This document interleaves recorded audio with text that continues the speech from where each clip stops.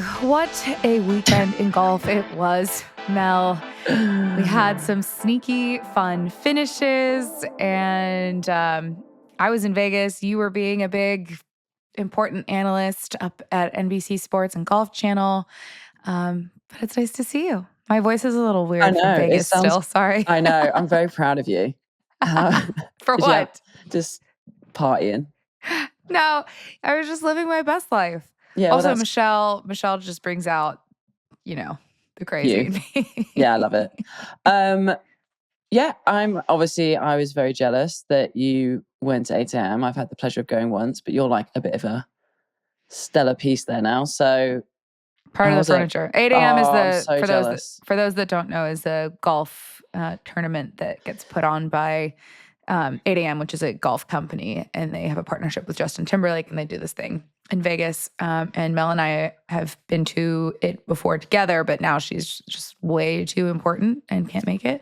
But I'm holding down the fort there for the girlies. Me, Michelle, and Aaron. I know. I was gutted. Oh, do you know that the first time we went there was 3 years ago? 4 years ago. This was the 4th year of the event. Okay, so I've been 3 then, because we literally went the week after we got married, and I tried to flag it as our honeymoon to Carly. I mean, it's a great honeymoon. Yeah. It's a really fun event, actually. It's just like a bunch of his buddies, isn't it? And like celebs and stuff. And it's just very cool vibe, very chill vibe. And I feel like they always put on really cool parties where you can't have your phone and stuff. And I like that. Yeah. Except for if you're one of the celebrities, you get to have your phone. Yeah. Yeah. Nice. Okay. Well, we'll talk a little bit more about it, but tell me about your week up in Stanford and kind of all the golf thoughts. You looked so great on TV. Your eyelashes were fake eyelashes. So beautiful. Okay, yeah. So obviously we do it in the morning and then we do it in the afternoon. You go, and obviously you basically there for 12 hours unless you go home in between sets, which I did a couple times, but I just quite like hanging out. I don't know why. Well, by the end of 2 or 3 days, you must know what it's like. When I don't wear a lot of heavy makeup, obviously. And so when I'm wearing a lot of makeup and my fake eyelashes, which I've never worn before, my fucking eyes are so red. I have to have drops in them all the time. My body just doesn't like being girly, so just rejects it. Basically. It's rejecting it. Wait, how did they get you in the lashes? Okay, so the makeup artist in the first day was like, "Do you do lashes?" And I'm like, "What?" And she's like, and we were vibing a little bit, we'd met a couple of times at this point, and I was like, "What do you mean lashes?" And she's like, "Fake lashes." And I'm like, "No." And then Anna Jackson, who is obviously the host of the show, Anna Jackson, posh Anna Jackson. Is she posh? Oh mate, she's well posh. She went to she's really, she's well posh. Oh she has her husband is Tom, a Geordie. Yeah, he's normal. Yeah, he's normal. He's a down to earth lad. He's normal. Yeah, but she's well posh, mate. Oh yeah, Anna's well posh, mate. She has bezies called Chip and Francis. Yeah, Francis. She's well posh, Frankie and Chip. Yeah, she's well posh. Which I love it. She went on trying to think of a posh name, but a gap year.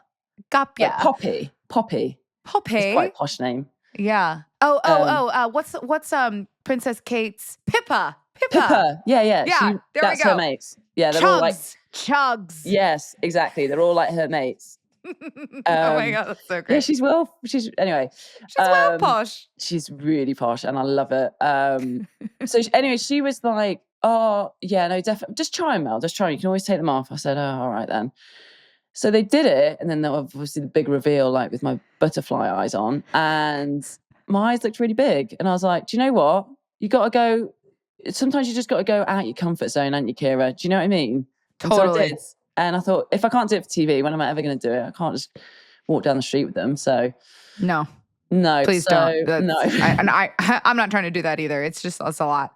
Do you wear fake eyelashes?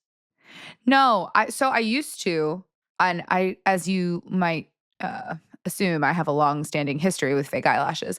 But I do this they're these like little clump lashes that have pre-adhesive already on them. And you just kind of like, you just do like 2 or 3 on each side on the ends to kind of give it a little extra volume. But because I work outside on a golf course, on the driving range, and I feel like it's weird to be walking around and like going up to people with these giant fake eyelashes on. So I just have like those little ones to give me a little extra for TV, because I also then have to report. So I want to feel a little more TV. It's kind of like a good middle of the road thing for me. But I mean, I wear lashes all the time if I'm hosting in studio or something like that. That's for sure. I mean, you don't really need a lot of work, do you, Kira? Let's be honest. I mean, I need all the help I can get at this you can moment, just say thank you. No, you've Miss America. Okay, fine. Thank you. Thank you. Wait. Fine. I'll take anything. Anytime you say something nice to me, which is not very often. So not very often, so just take it. But yeah, it was good. I love working with Anna Jackson, and I have never worked with Amanda Blumenhurst as well. We played Curse Cup together back in like 2005. Oh, cool. Against each other. So we've known each other a long time, but I've just never worked with her. But yeah, me and Anna were just like in the dressing room, just reminiscing on old British bands like Five, Westlife, Blazing Squad. How do you know Blazing Squad? Because the guy from Blazing Squad, Marcel, is on Love Island. Oh, okay. I forgot your obsession with Love Island. That makes sense. And they do this whole compilation where, because I'm rewatching that season right now, they do this whole compilation where he like does the big reveal and to every girl and goes, "So don't tell anyone, yeah? But like I was in Blazing Squad." And then the girl's like, "Cool." And then he goes to the next girl and he's like, "So I was in Blazing Squad." And she's like, "Oh." So that's the only reason I know what Blazing Squad is. Oh dear. So yeah, we were like reminiscing. We love, me and Anna, I don't know, I don't know if it's because we're British and we're just in America just trying to do our thing on TV. Trying to survive. It is, I don't know why, me and her have such a laugh because we just talk proper British stuff and like proper British slang, and it's fucking so funny. And it's just so refreshing like to be around sometimes. So yeah. I had a really good week. It was long though. It was long days because of the bloody delays all the time with Zurich and with us. So yeah. So for those that don't know, the way it works is you guys are doing the pregame show, then the golf goes on. So that means that the team on site is doing the broadcast, and then you do the postgame show. So that means you've got this long in between thing where you're actually having to watch the golf so then you can analyze the golf after. So take us through, let's start with Chevron, the major championship. Can I also just quickly say for people that don't know, because I didn't know this before I did TV. Yeah. Just to give it a bit of an indication, because it seems like we only do about a couple hours work. You really don't. You do like a full fucking day, and it's really long. And it's like TV's hard. It's because you have to be right. So we got in there. I was like, we had production meetings at 9:00. We're not on until 12. So then you're doing production meeting at 9. Then you know, some of us have to be in makeup more than others. Okay, me. Gotta get so those then lashes, you're getting ready and you're doing all your research, like what you're going to talk about. Then you do your thing with obviously your makeup, everything's on, you get ready. So that's done by like 1. You do a bit of tape until like 1:15, 1:30. So then you've got 4 hours like in between finishing that and then coming back in to obviously like do production meeting again, all that stuff. I didn't really know what to do because I'm in a full face of makeup, and obviously the makeup people don't mess up your hair, don't mess up your makeup. Amanda Blumenhurst was like going to go and work out and stuff. And I know that like, I've known other people that have done that. I just can't do that. You're just imagining the makeup seeping into your pores and never leaving you. Yeah. Like, do you work out in between? Like, what do you do in them 4 hours? Oh, okay. I eat. Okay, that's what I did. Okay, great.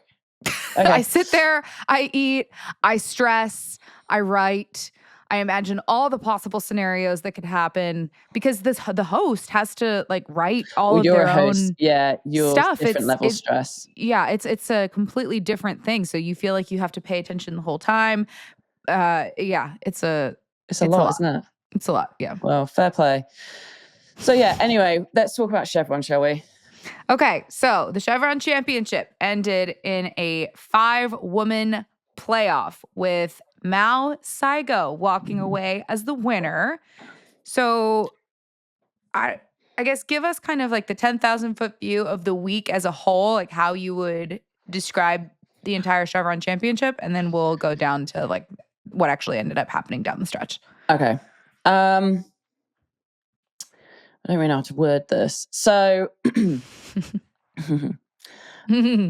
so obviously the Chevron used to be called famously the Kraft and Briscoe, and we used to play it in Palm Springs, Mission Hills Golf Club, and it was like a very staple major, and it had been for years. It had its own tradition. The winner would jump into Poppy's Pond.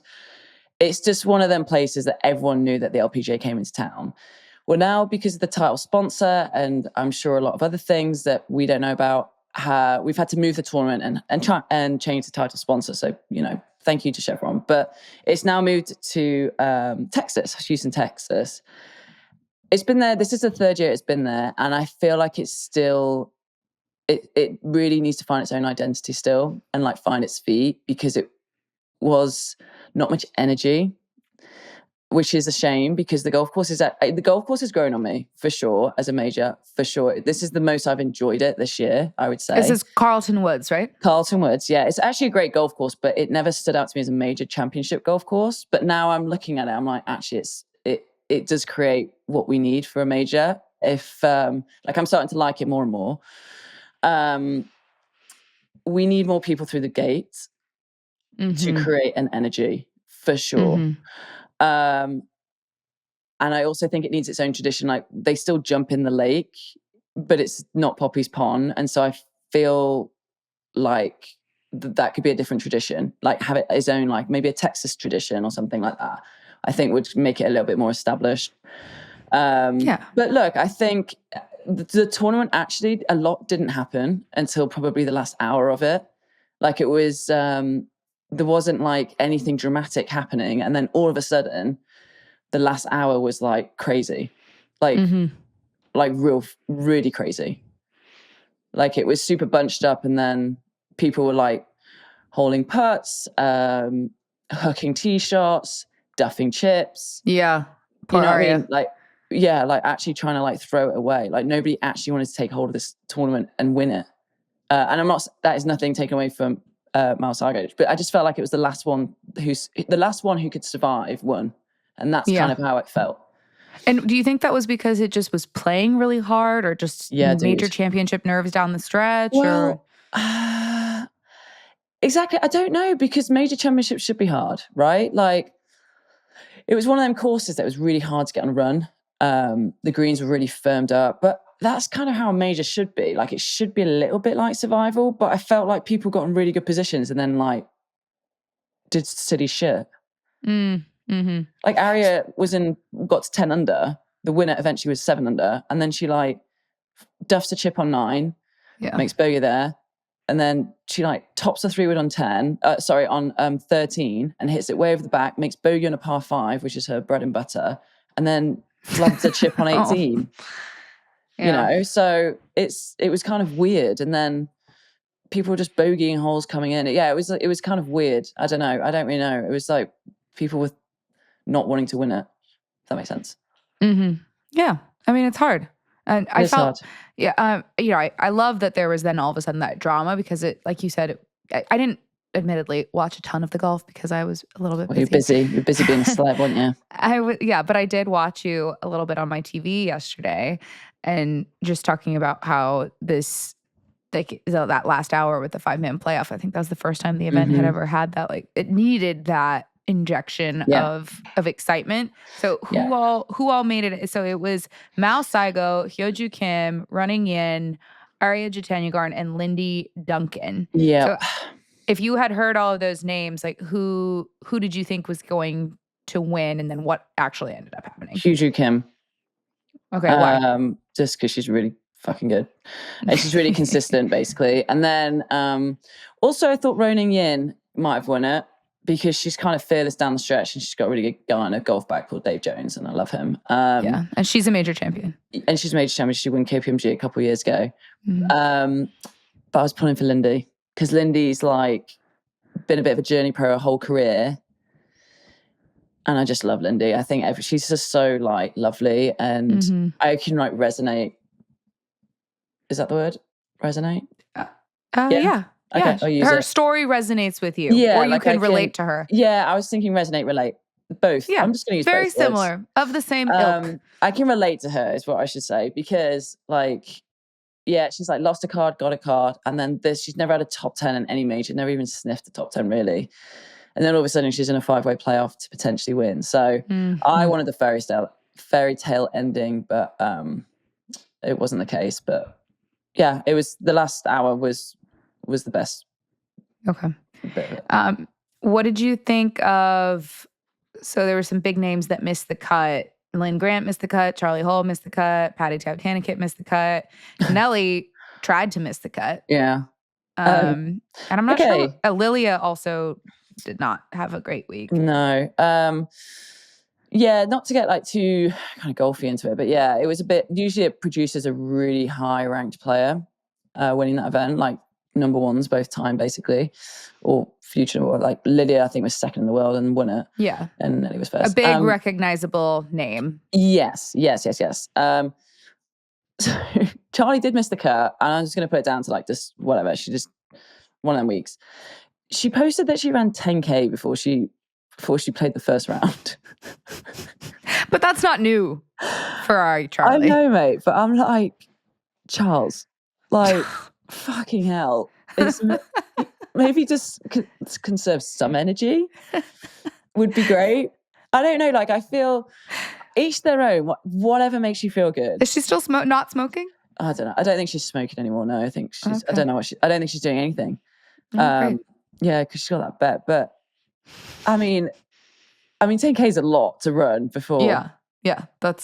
I would be just dead for the rest of the day. I mean, I'm pretty fit, and I would be like, probably shouldn't have done that. You know, just from a legs perspective. Yeah. So then you got to go walk 18 holes. Yeah. Well, you've got to walk 36 in a very short amount of time because she was late early. And so I'm just like, you know what I mean? I'm like, yeah. Well, I don't know. I think we should just keep an eye on it. That's all I'm saying. Okay. We'll put her on 10K watch. Yeah. Let's put. I almost called it Carly then. Charley. Charley. Should I write it down? Here, I'll write it down. I'll make. I'm just gonna see if there's a pattern. There. Okay, I'm gonna make a notes. Thank you. Or a note on my phone. I'll call it Charley Hull watch. Yep. Okay. And what are we watching? 10K. Just if she runs 10K before every round. 10K before every round or before major championships? I mean, especially majors, I think.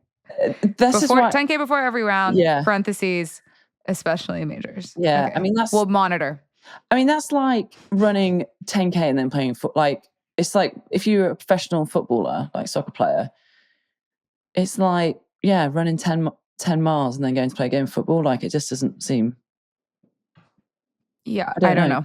I don't know. But maybe that's something that she has decided works for her, and that's 100%, great. But it didn't work this week. I shouldn't really be commenting because she's like top 10 in the world, so she knows what she's doing. But I just want to keep an eye on it.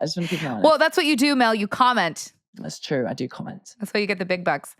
Okay, so congratulations to Mel Saigo. That is an amazing accomplishment. First time major championship, her first win on the LPGA tour. She's from Japan.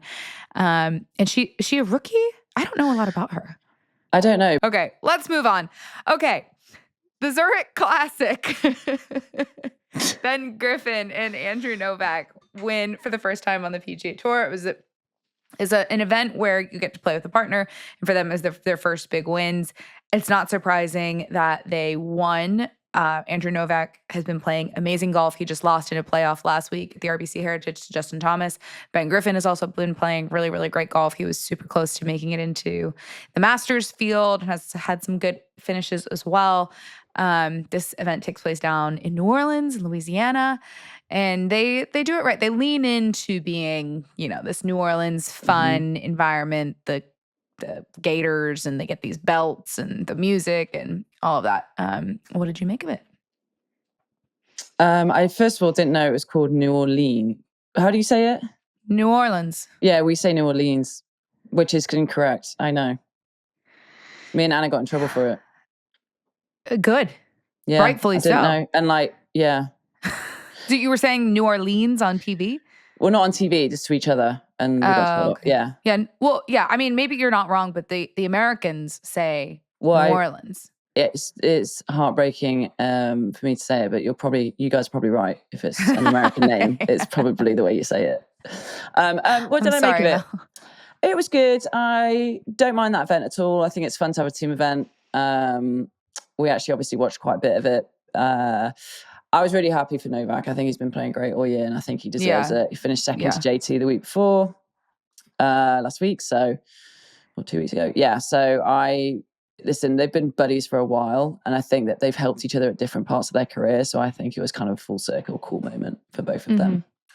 For both of them. But the weather sucked because then we got delayed on TV. But apart from that, how much later were you at the studio than you should have been? 2 hours, 3 hours. Yeah. Sucks, doesn't it? That's always a bummer. And like, it's that time of year where it's like quite dead. You know what I mean? Like, it's not like NFL season and stuff where it's like buzzy. Like in the actual studio. In the actual studios, yeah. So it's just you and your crew, which is sick. But it's like, there's literally no one else in the building. It feels like. Ever since the Players Championship, because there was some sort of delay at the Players, I don't remember exactly why, but the NBC studios are like a giant box, and that giant box measures a quarter of a mile around. That's right. I just do laps and do miles and miles and miles of walking around. And it's pretty cool because you're walking past like all of the giant monitors and a bunch of Olympic stuff and all these offices. And, eventually somebody's like, are you just walking over and over again? So like, that's how you kill time. It's super cool. I don't know. Maybe I'm just being a nerd. I think it's really fun. Like I love like going into other studios as well and like looking how they do things. Like we went in the Premier League studio where they do the Premier League and like Premier League. So like you get to see Rebecca Lowe. Yeah, so Rebecca, she's awesome. And then like we did some of our evening ones from there. I love that studio. But it was just cool like watching the game in there and like, I don't know. I'm new to all of it. So I'm kind of like a kid in a candy shop. I think it's very cool. But I did not know that it was a quarter mile until one of the wardrobe, is it Joanne? Joanne, yeah, she's lovely. She told me about it. So I walked around with them like 4 times. Oh, did you? Look at you. I know. Yeah. Got to get your steps in. A couple of things I wanted updates from you on. How was your panel for Deep Blue Sports? Oh, fucking hell. Oh my God. Okay, so I can't even not speak about this yet. Oh no. Is this good fucking hell or bad? Okay. Oh my God. No, it's good. It's good. First time me and Kylie had a great time, a couple of days. I don't know why. I was absolutely shitting myself. Like nervous? Shitting. Like imposter syndrome, big time. I don't know. And I'm not usually like, I know. Well, it's just, I don't know. Well, you got to think about it, right? So I'm on a panel. First of all, like, I don't get starstruck at all. Like I just never really have. But there's people that like I kind of like think, oh, you'd be really cool to meet. Well, one of them was on the panel, like Ashlyn Harris. And so that made me a bit like, like, I don't know. I just was like, what the fuck am I doing here? Like what? I don't know. But no, you deserve to be there and take up space. You've earned it. But like, thank you. So I'm in like the room to go on the panel. And so I'm in there with like Ashton and Sophia, Cassette, obviously our agent, and then like Nikki Graham. I think was it Nikki Graham? Yeah. Like Nikki and Bella, the twin. And I know like AJ. So anyway, we're all in there, and Sue fucking Bird walks in. Okay, so I'm just like, holy shit. Wow. I'm like, and then Megan Rapinoe walks in. Cool. And so I'm just sat in a room with them, and then we're just like chatting, like, I don't know. You know, I don't know, you probably don't get it, but I did feel a bit like imposter syndrome for sure. I get it all the time. And then I tried to tell a funny story. And how did that go over? It went okay. Tell us the story. Okay, so Renee Stubbs, you know who Renee Stubbs is? She was there as well. So she's a tennis player. Yeah, just legend. So years ago, we used to play a tournament. She's been great with me, by the way. So she's introduced me to these people. But we used to play a tournament in Ann Arbor years ago on the LPGA. And Webby's like been quite a mentor to me, Kari Webb growing up. And so she was like, hey, do you want to go to dinner? Like we'd missed the cut or something. So she's like, do you want to go to dinner with one of my friends on Friday night? I said, yeah, I'd love to. I had no fucking money at the time, by the way. So she's like, we're going to go to Ruth Chris. And I'm like, okay. So anyway, it was Stubbsy. And I obviously had heard of Stubbsy, but I hadn't like met her. So anyway, we all go to dinner. I've had like 2 glasses of wine, maybe 3. And I was like, fuck it, I'll bet the bill. You know, so I thought it's the least I can do for like just being around a couple legends. So I get the fucking bill and I'm like, oh my fucking God, right? So I'm like, shit. So anyway, I pay for it on my credit card. And I'm like, come on, girls, ladies, we've got to have one more drink somewhere. I said, do you want to go to the club? Because it was like 7 years ago. And she's like, oh, fine. So we go to this nightclub, but the line is so long. Like in Ann Arbor, Michigan? Yes. Nothing against Ann Arbor. I'm sure the nightlife there it's a uni town, isn't it? Like a college town. Oh, it's where they play the football. That's right. I forgot about that. Yeah. Okay. Apologies to the people of Michigan. I'm sorry. Yeah. So it's where they play Michigan football. So I'm looking at the sign. I'm like, Jesus. I'm like, this is going to take ages. So me being me, I go, give me a second. So I go up to the person who's letting everyone in. I said, hey, what are the chances of us getting in? I said, I'm with them 2 over there. And she was like, not great. I said, what if I told you that like, basically I've come over to visit my mums and these are my mums and I'm the first ever test tube baby in the UK. And they were like, what? And I said, yeah, I was the first ever test tube baby from lesbians in the UK and these are my mums. And I don't see them very often. I live in England still, but I've come over. And they were like, oh my God, that's sick. And they're like, yeah, come on in. So we come on in, and not only that, they give us table service and 3 bottles of champagne. Was this a running bit that you have, or did you just make this up on the spot? No, this is true. I made it up on the spot. Sorry, yeah. No, yeah, I know it's 100%. True. I'm asking if this is a running joke that you tell people to get into clubs. No. I just made it up because I was tipsy, and I thought, my best ideas come when I've had a few drinks. So 3 glasses of wine and she's a test tube baby. That's all I had as well. So I go, and then they're like, why are we getting treated like this? I'm like, oh, I don't know. They must recognize you guys. Like, you know. Because I'm a test tube baby. But they thought I was a test tube baby. Yeah. I said I was the first one ever in the UK. And so did the people laugh when you told this story? Yeah, they did actually. Okay. They did quite like it. Yeah, they did quite like it. And then we had to have a picture. You'll like this, Kira. We had to have a picture and then they wanted individual pictures. Mm-hmm. So at this point, I'd like chatted to Ashton for a while at this point. And you know me, Kira, I don't like a picture on my own. It's so awkward, like especially like a red carpet thing. I hate it, right? You just get a little stiff. I get really stiff actually.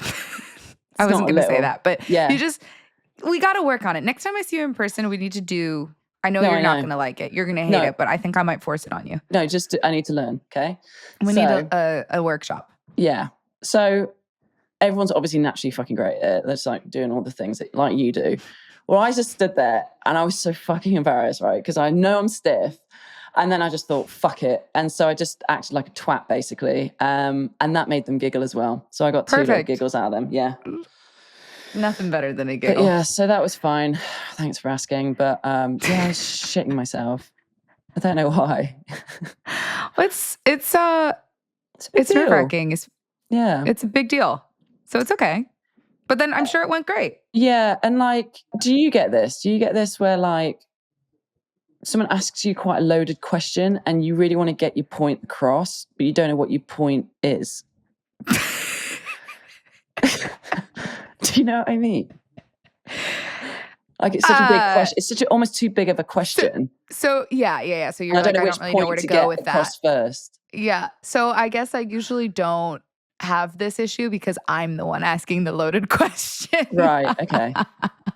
But yeah, sometimes you can get asked a question where, or you know what? Sometimes when I'm nervous, I, as the host, will go to something that's like kind of general and like doesn't really, not every question is perfect and it doesn't always make sense coming out of my mouth. Like it makes sense in my brain, but then once I try to say it, it doesn't quite get there. Then you can always see the person on the other end of that, just like the wheels are turning. And then, but I think in that scenario, so for next time, if that happens, just you as an interviewee can take it in any direction you want. Like you're in control of the interview. It doesn't really matter what the question was. So you can just like say what you want to say. Like, it's okay. Like, there's no wrong answer. As someone who's answering the interview question. Yeah. So you could be like, that's such a great question. That reminds me of X, and then just go down this specific we need to have a chat about this. Okay. You know yeah. what I mean? Yeah. Like, it was loaded questions. Like, this wasn't the question at all, but like, this is just an example I get asked quite a lot. Like, how do we market the LPGA better? Like, how does the LPGA get noticed more? And I'm like, oh my God, that's such a big question. And I know, but it's just an opinion. I don't know. It's just such a big question. Yeah, there's just so many ways you can go. And layers to it. Yeah. There's so much context there. Mm-hmm. I think, you can think about that separately and like think of a story that relates to you specifically, or something that you've seen another organization do, and that the LPGA that's kind of what I went on. Like, that's basically what I went on. Keeping it specific. Okay. Anyway, thank you. So the Quiet Please with Mel and Kira Instagram account got a message from a very alive Duncan McCarthy. Oh, about my eulogy. About your eulogy. So he responded to a photo of us, like, just after we had recorded, and said, like, quality listen, love the pod. And I was like, oh my God, this is so, like, this man has no idea what's coming. So I responded and said, just you wait until today's episode. And he goes, I just listened to it, priceless, and yes, still got a pulse. I mean, yeah, I really don't help myself. No. I don't mean to be like this. It's just the way I am. But that's why we love you. Yeah. I just wanted to make sure that people got a Duncan eulogy update. But all is well. I've got loads of emails I need to answer, but I don't answer them without Carly like going through them first to make sure. So it's slowing down the process even more. Exactly. Can't be trusted. Okay, so the 8 a.m. What do you want to know? Okay, I want to know a few things, but first of all, this is going to sound weird, but it's not meaning to be weird. This is literally as a mate. That green dress you wore was fucking unreal. Thank you. Like, me and Anna were both talking about, like, I was like, oh my God, have you seen this green dress that Kira's in? That makes me so happy. You look like a right babe. Oh my God. Yes, honestly, it was such a nice dress. It looks so good on you. Thank you. So for those of you that don't know what we're talking about, please go to Instagram at Dixon and you can see the green.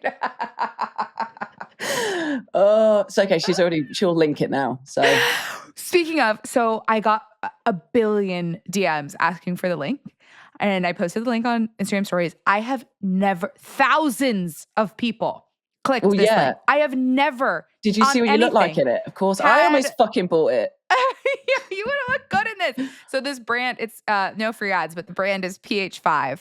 And I found it randomly in a department store in San Francisco and thought it looked so cute. And the brand is awesome and like fairly affordable for like a nice dress out.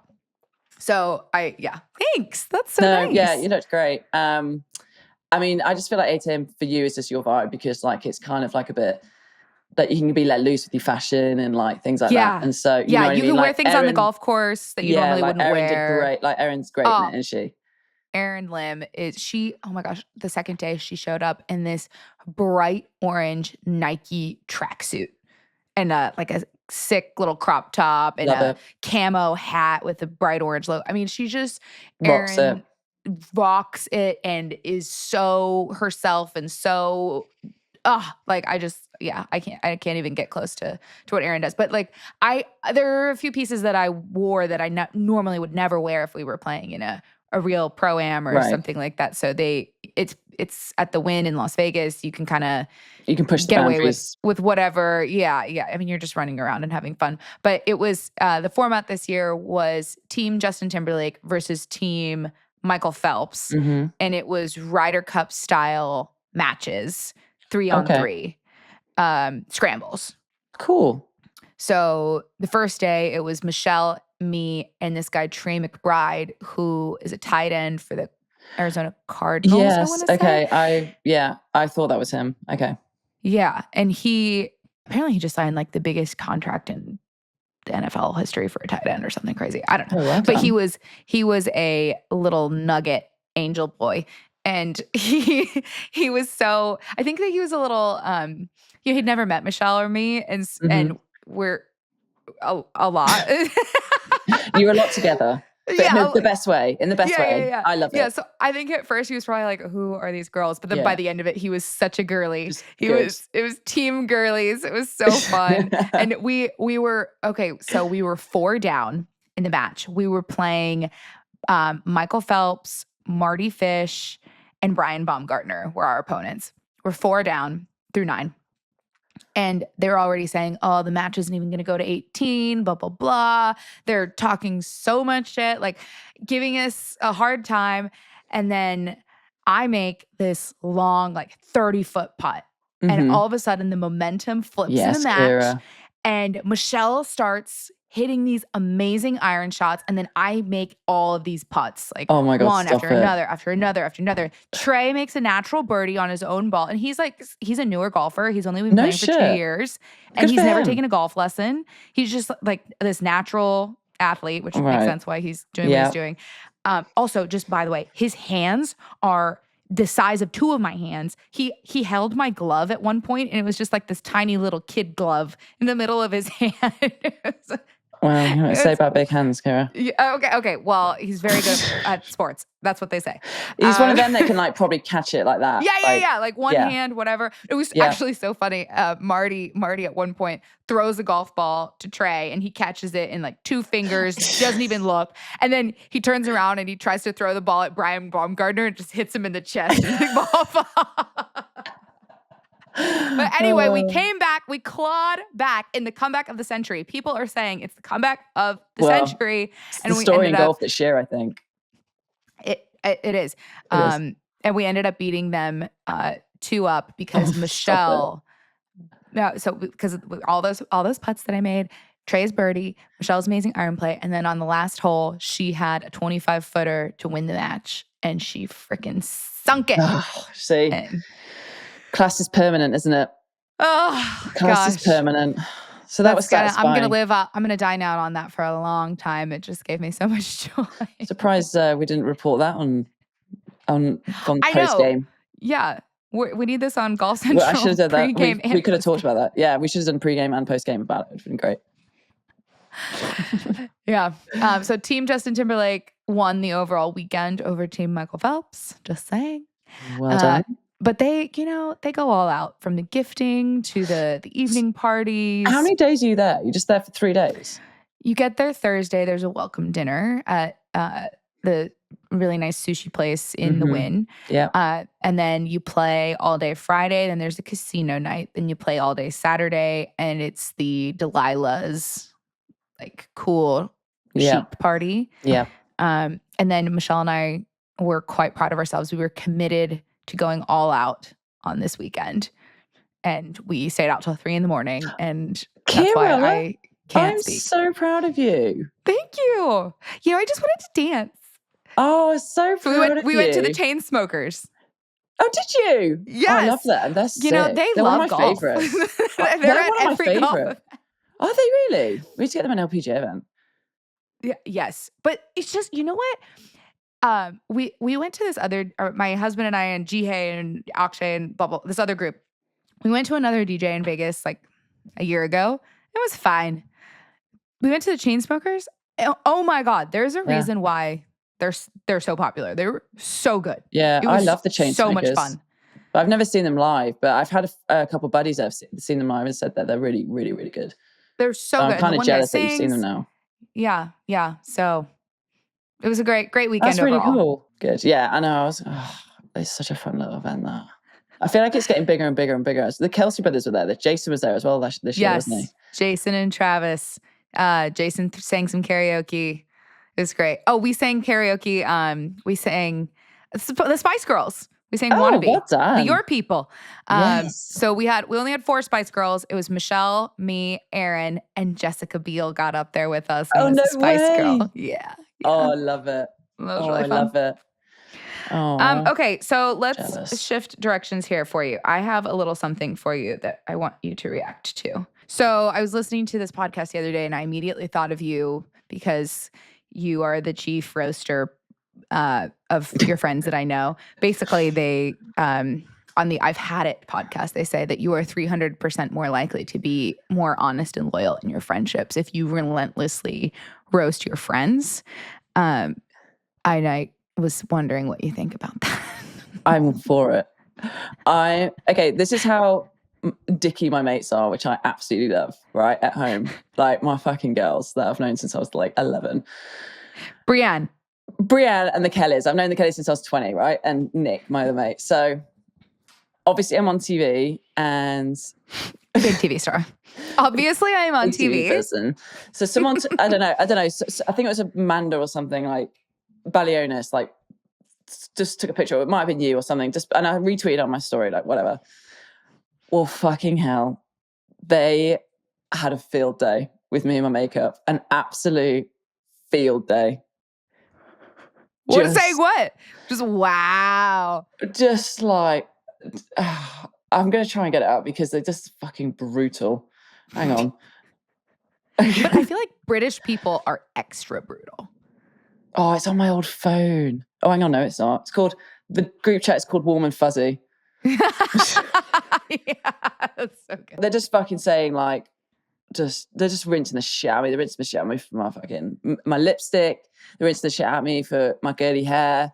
Like my eyelashes. They're just, just brutally.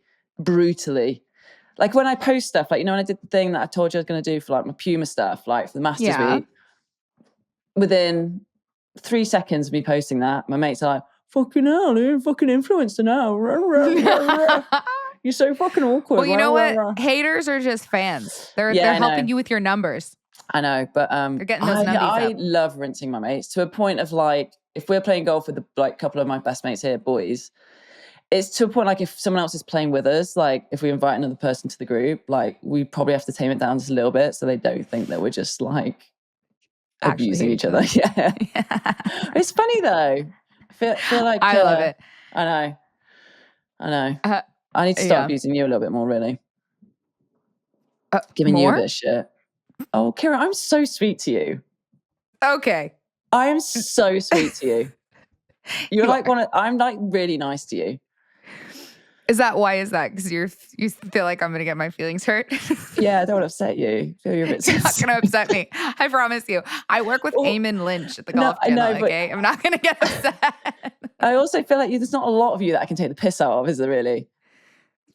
Like I'm quite easy to take the piss Ask off. Andrew what you can take the piss on. Okay, I will do. Oh, this is going to be fun now. Okay, good. Okay, last thing. Okay, I got this DM from a girl called Ames. She said, I've got a question to ask Mel for your podcast. When I was watching the Women's British Open years ago, a player told a story about slow play and then decided to order a pizza to be delivered to the tee. Can't remember the player or the competition, but want to see if Mel remembers or had heard the story. Amy from Hereford, UK? Hereford? Hartford. No, it's Hereford. Yeah. Hereford. I think. I don't know. Okay. Hereford. Yes. No, I think that's bullshit. I've never heard that. I've never heard that. Okay, then never mind. But it might be true. I don't know. It would have been funnier if it was true or if you remembered. But yeah, no. I've known players that like have McDonald's in their bag. But not because of slow play. No, because they were hungry. This is making it seem like it was so slow that they ordered a pizza to the first tee. Hey, it might be true. I've just never heard about it. Okay. Well, if it hasn't happened, I think that that's an excellent use of your time. If anybody out there is needing to fill their time. I love pizza. They actually do very good pizza in Stanford. Obviously, it's like yes. Oh, did you try any of the food places that I sent to you? Yes, I did. I tried most of them actually. Tried Barcelona. I tried. I went to that coffee shop. I went to another one as well, which I loved, Larco. Tried the smoothie place. I tried the Japanese deli. So good. It's fire. Great egg salad sandwich. So good. Like I went there a couple of times for lunch. So yeah. Yes, thank you very much. Great Rex. Great Rex. Thank you. Okay. Well, what do you have coming up? What are you doing in Utah? I'm going to Utah tomorrow morning. So I flew in today and I'm leaving tomorrow. I'm doing on course this week. Have you done a lot of that? 0. Really? Well, I did radio, but that doesn't really count because someone had a mic and was putting it to me. Whereas now I actually have a pack and stuff. So, yeah, we'll see how that goes. Karen Stupples is going to be there, I think. So I'm going to actually just, because I think don't quote me on this. She's going to be there. So I'm going to just say like, hey, can you help? Yeah. And she's great. She's amazing. So I'm going to get a crash course in it. But yeah, we'll see how that goes. But I'm looking forward to it. I've always wanted to do on course. I feel like I really enjoy the studio stuff, but I really enjoy being at a venue. You want to be out there. That's why I like the reporting job because I'm out there. You can feel the energy, can't you? And like you hear things and little snippets of things. And so I just feel it's more authentic. I don't know. I can't describe it, but I'm excited. So are you back on the road? I have the week at home. Wow. I know. You're going to do some Pilates? So much. I'm going to do what? Pilates. Why are you saying it like that? Just feel like it. Is that okay? Sorry, I didn't know I wasn't allowed free fucking speech in this podcast. Jesus. I'm going to do Pilates. Oh my God. Okay, good. I am going to do Pilates. There's the Pilates studio that I go to, and this is the most San Francisco thing ever, is in like an old abandoned church that still has the organ in the background. I've seen pictures. It actually looks really sick. I love it. So yes, I will do some Pilates. I have like 5 trips worth of luggage that I have to unpack and organize. And this is a high-end problem, but because of Cosette, we get sent all of this stuff. Mm-hmm. And like shampoo and skincare and protein powder, which is I'm so grateful for, but I got to figure out what to do with it. Like, what am I keeping? What am I going to use? Am I going to try this? It's all amazing stuff. Yes, but it's just there's just I'm looking at it right now. I'm in the same room. It's just have like a mountain of shampoo. Yeah. So I'm going to do that. I'm going to do a good old fashioned go through all my crap, spring clean. I love a spring clean. I also just like want to read a book. Yeah. I'm reading one right now. Actually, it's really good. What are you reading? It's about like I think it's quite famous. I think it's about this delivery nurse, and basically she's like incredible at her job, and this couple come in, have a baby, and this couple are extremely racist, and so sorry, where is this going? No, because the delivery nurse is like African American. Yeah, okay, and there's a situation where the baby's really sick, and she's the best, she's the best delivery nurse there. Midwife, and basically the baby has like an issue in the middle of the night, and no one's around, and so like, does she go against what they've requested, or does she save this baby? Because they're racist, they don't. It's super racist, yeah. And so, so Carly told me to reach this. It's an amazing book. It's by Jodie Pickard. I don't know. I'm not Pickard. Jodie Pickard. Yeah, is that it? I think so. But anyway, it's really good. I quite like reading books like that. It's kind of, I just enjoy learning. Your books are so much better than mine. I'm just reading trash fantasy books right now. Carly's getting into that stuff. She never used to, but she reads like 50, 60 books a year, mate. Carly strikes me as she's well read. She's really intelligent with that stuff. She just loves reading. Like she doesn't care about Netflix. She would rather read. Yeah. Yeah. You know, she's for some, like when I read or watch TV, I can't watch like, a really deep series or something super dramatic or something with a lot of, I can't get into it. If I'm going to spend time watching or reading, it has to be something so outside of my reality that's so entertaining and takes me out of everything. Yeah. Because I feel like I spend so much time so focused in my work life. Yeah. And so just like, this is so serious and there's a lot of pressure. Yeah. When I have my escape from that, I need it to be the most, high energy, lovely. So what's your guilty pleasure? Just quickly, what's your guilty pleasure then? Like when you're watching something? Love Island. You know this. I made it my entire personality, Mel. Are you joking? You're watching every single series? I've seen every episode of Love Island ever. And in fact, right now I'm rewatching series 3 from Love Island UK. And I just finished rewatching series 5. Huh? Is that with Chris Hughes in it? Yes, seriously? Chris and Olivia and Cam and Amber. Yes, love Liv, by the way. She's hilarious. He's just come out of Celebrity Big Brother in the UK. Yeah. With Jojo Swan or whatever her name is. Siwa, yeah. I haven't watched that. But yes, I did see that. Okay. So that's it. You just rewatch Love Island on repeat. Yep. Okay. Right. You do. And I'm thrilled. Do you watch to like bits Housewives? Do you like the Housewives? No, I used to.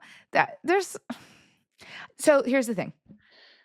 There's something about British people that are like, not trashy is not the right word, but lovely. Like people that are from funny places in the UK that have all these funny accents. And as you know, British people are so much funnier than Americans. That. Yeah. Or at least I find Americans 100%. sometimes on certain shows to just be super cringe. Whereas when the British people are cringe, it's hilarious. Like the way that they say things, it just gives me a little giggle.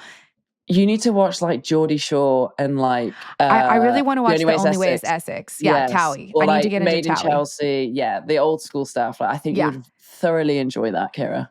Yeah. So I also really hate trying new things. So lovely. Wow, what an inspiration. So I have my show. It's like, when the grandma's like, I have to watch my show. And it's her soap opera every night. Oh dear. Wow.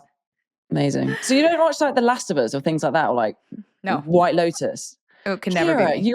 Come on. It could never be me. No. Okay, I'm over here learning funny British words, and I'm slang of the British. Yeah, in this gaff. Okay. This geezer.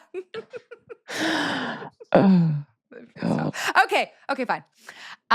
Anyway. Yeah. You have a great week now. You have a fantastic week. I'm going to say, if you got any things you would like me to post on social media this week, let me know. I'm trying to branch out, try something new, Have you posted a roundup of your week last week in the studio? No, because it was not very, I didn't take any photos. Mel. What? I took a picture of you in my TV, on my camera. Do you want me to send it to you? No, my neck's a bit thick in that. I have a tendency to have a bit thick neck when I'm on desk, and I'm like that. I've got taught actually. Amanda taught me how to sit properly at the desk because my neck was so thick. And you can see the screen. What are you even talking about? I have really thick neck, Kira. I have thick, strong neck. And wait. What about this one? This you look great in this one. Oh, I didn't see that one. Thanks. Well, I don't think I posted this one. I'll text you this one. Thank you. I caught myself a couple times on the monitor, and I was like, "Whoa!" I was like, "That is okay." I don't think anyone would notice that except for you, but okay. Now everyone's going to notice it. Anna posted, so text Anna and ask her for photos. She posted some like ones of the three of you guys. Yeah, just. And I have this video. I'll send this to you. Yeah. Okay. I'll so you should do that. Okay. You should do a what I'm packing for Utah video. Oh God, I'm not doing that. Okay. That's way too much effort. You should just do like a nice photo of you holding the microphone then. Okay, I can do that. Okay. Perfect. Thank you. All right. Best of luck. Thanks. Enjoy your week off. Thanks. Bye.